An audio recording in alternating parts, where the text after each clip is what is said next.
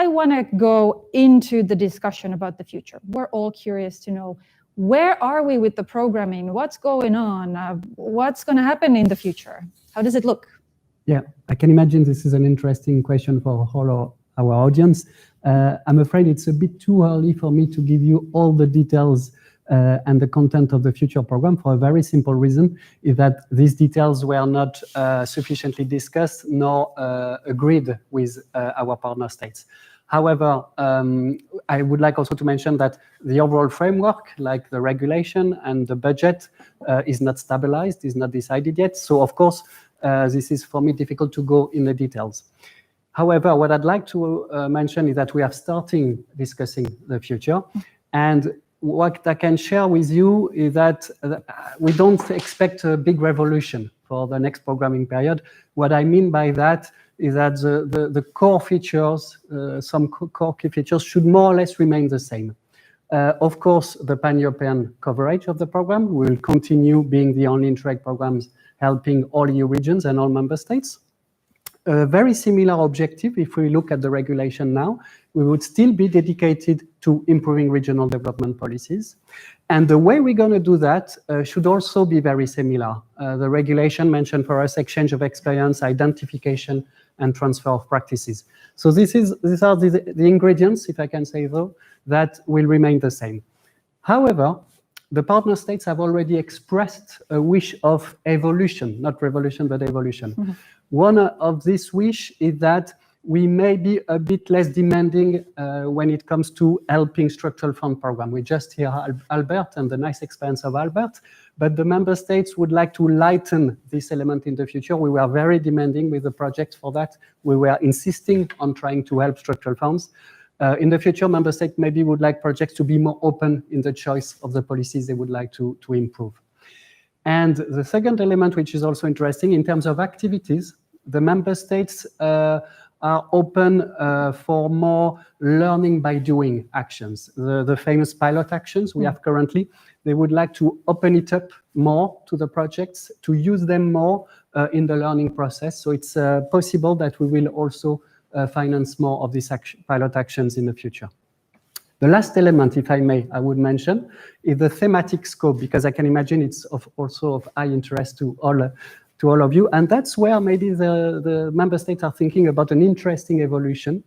Instead of being a very strict program with thematic priorities, as we have now, four thematic priorities, the member states are thinking to adopt only one cross-cutting priority on capacity building, which would give more flexibility to this program.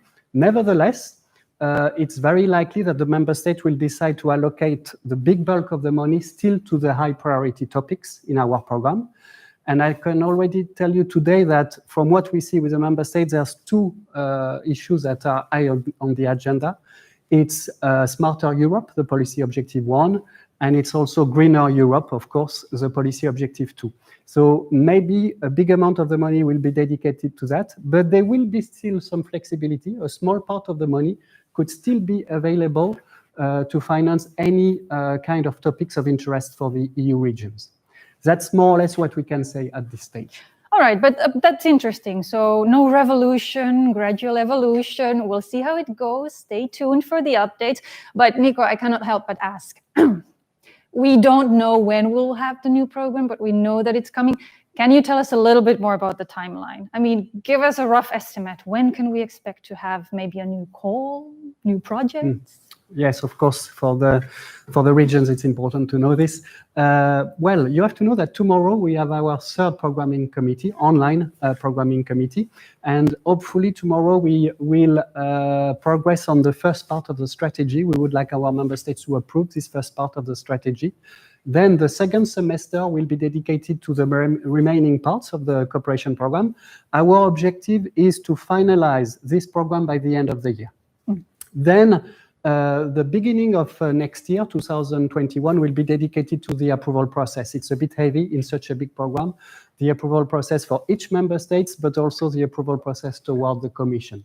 So to conclude, realistically, we don't expect the new program to start at the earliest by the end of 2021, more probably by the beginning of 2022. The last point I would mention, if you're interested, is that all this version of the cooperation program will also be published on our website. We have a dedicated page on the future. So you may also be interested to look at what are the plans and even to react whether these plans make sense for you. Yes, so stay tuned, keep an eye on our website, it's coming. And I just want to remind you that even though it's going to take a little while before we get to the next program and have new calls for projects, there's still many ways to get involved. The platform services are there, our projects keep sharing more results, so definitely there are ways to benefit from cooperation as of right now. I don't want to spend much more time talking about the future because it's still a little bit vague, but we did get a lot of questions today from our participants, and I just want to pick up one now that I have the benefit of having you here with me. Carlos was actually the first person who posted question on Slido, so I just want to pick this up and have a little chat with you on that. He's asking how to identify common challenges and launch and share solutions in an agile way within a brief period of time. We've kind of touched upon some of these aspects today, but would you maybe have an insight to share on this? My first reaction when you look at something quick, efficient, answering the challenge that I face with others that have the same challenge, immediately come to my mind the peer review of the policy learning platform. You do not need to prepare a whole project, and anyway, there's no money available for project, but this is the whole aim of the peer reviews, I would say, of the policy learning platform. You face an issue in your regions, you would like to find others in Europe that can help you to solve this issue in one of our thematic priorities. I would advise Carlos to look at this specific service that the policy learning platform is offering and its ongoing calls. So that may be, I think, the most adapted services for him that Interreg Europe can offer.